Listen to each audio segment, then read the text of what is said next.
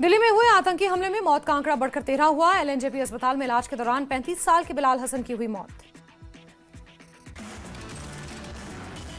दिल्ली आतंकी विस्फोट मामले में एक और शख्स को हिरासत में लिया गया। हिरासत में इको स्पोर्ट्स कार को पार्क करने वाला शख्स। कार पार्क करने वाले शख्स का नाम फहीम। खुफिया एजेंसी के हवाले से खबर, आरोपी उमर का रिश्तेदार है फहीम। फरीदाबाद से मिली लाल रंग की गाड़ी से विस्फोटक खरीदा गया था। इसी गाड़ी से फर्टिलाइजर और दूसरे केमिकल खरीदे गए थे। देर रात एनएसजी टीम और पुलिस ने जब्त की थी कार। i20 कार का सामने आया नया वीडियो। ब्लास्ट वाले दिन दोपहर करीब 2 बजे कनॉट प्लेस में दिखी थी कार। ब्लास्ट वाले दिन ही दरियागंज के आसिफ अली रोड पर दिखा था आतंकी उमर। अल फलाह यूनिवर्सिटी को शो कॉज नोटिस जारी। नैक का अल फलाह यूनिवर्सिटी को कारण बताओ नोटिस। दिल्ली ब्लास्ट केस से जुड़ा एक और सीसीटीवी फुटेज में दिखा उमर। आसिफ अली रोड पर घूमता दिखा उमर मोहम्मद। सीसीटीवी वीडियो में उमर मोहम्मद हुआ कैद। सुरक्षा एजेंसियां जैश ए मोहम्मद की महिला कमांडर अफीरा बीबी की तलाश में जुटी। बड़े पैमाने पर चलाया जा रहा है search operation. Delhi blast case में सीआईके की बड़ी छापेमारी। कश्मीर में 13 ठिकानों पर एक साथ रेड। दिल्ली ब्लास्ट को लेकर मामले में पूछताछ जारी। काउंटर इंटेलिजेंस कश्मीर कर रही छापेमारी। कुपवाड़ा पुलिस ने जमात इस्लामी से जुड़े लोगों के घरों पर छापे मारे। हाई अलर्ट पर कश्मीर घाटी में सुरक्षा।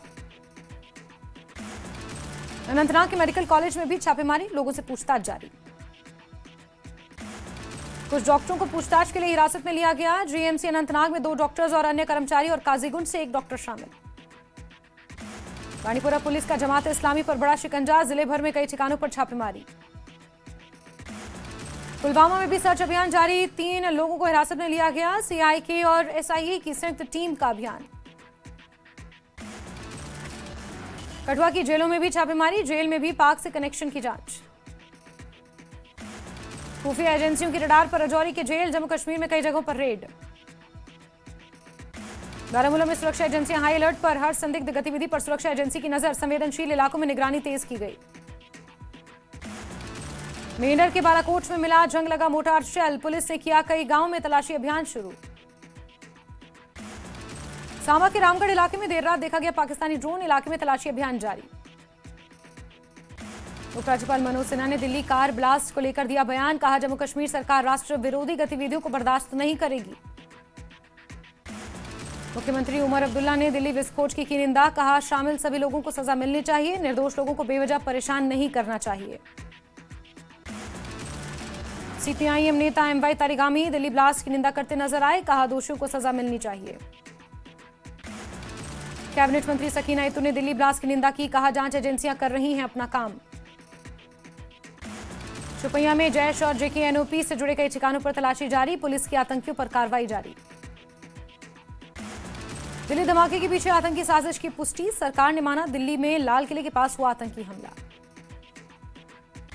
दिल्ली ब्लास्ट केस में तलाशी जारी। लाल रंग की इको स्पोर्ट्स कार फरीदाबाद से बरामद। डॉक्टर उमर ने फर्जी पते पर खरीदी थी ये कार। दिल्ली ब्लास्ट का तुर्की कनेक्शन आया सामने। तुर्की में जैश के हैंडलर से मिले थे उमर और मुजम्मिल। दिल्ली ब्लास्ट केस में हिरासत में जम्मू कश्मीर के 6 डॉक्टर्स। सुरक्षा एजेंसियां कर रही पूछताछ।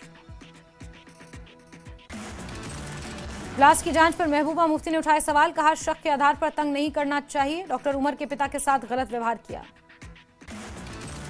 दिल्ली ब्लास्ट की जांच पर नेशनल कॉन्फ्रेंस ने भी उठाए सवाल।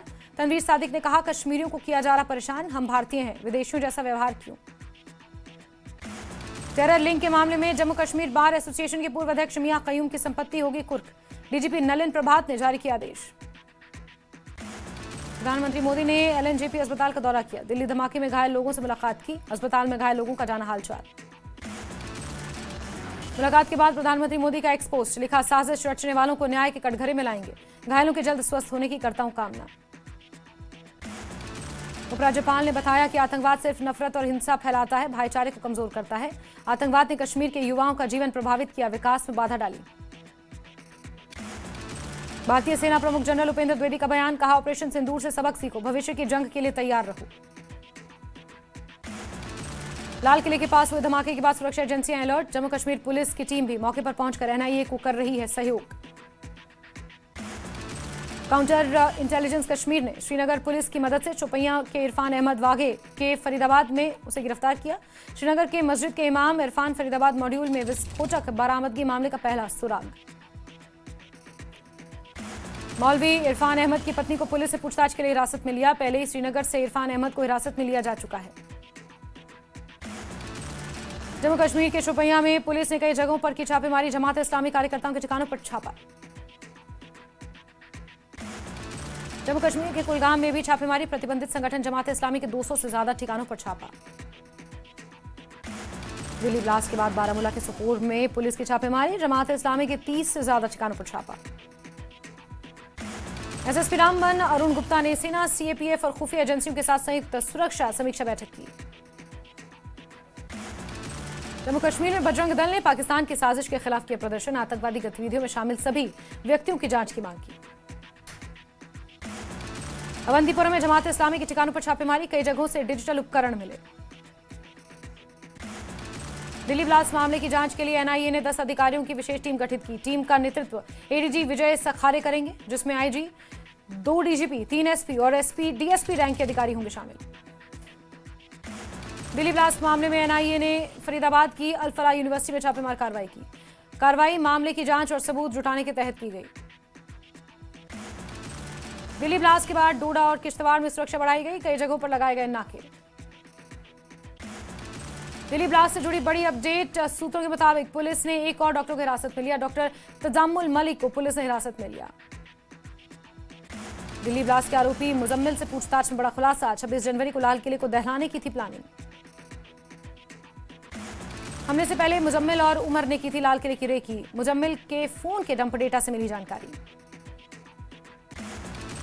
दिल्ली ब्लास्ट को लेकर लखनऊ में परवेज के घर पर छापेमार कार्रवाई। परवेज के घर से यूपी एटीएस को मिले hard disk, 3 mobile phone.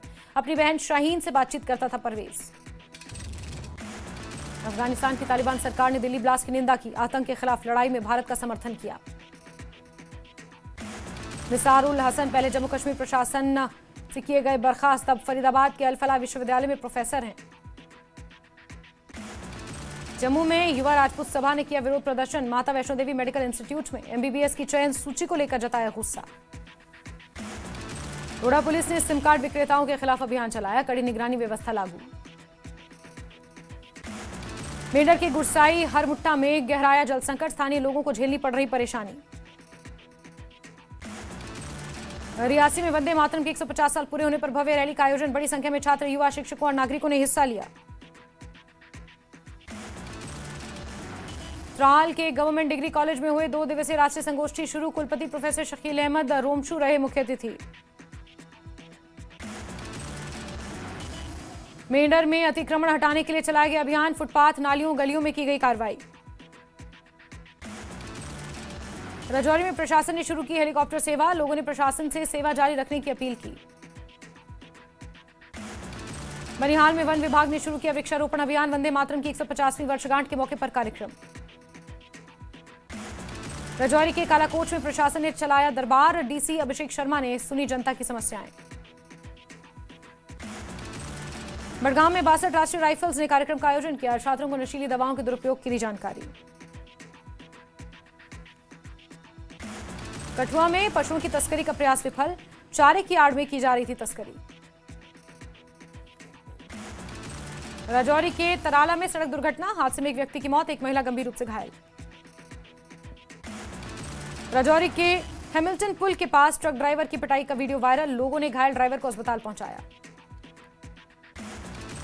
Ladakh के तैसुरु गांव में एनटीसीपी पहल के तहत तंबाकू मुक्त युवा अभियान 3.0 का किया गया आयोजन।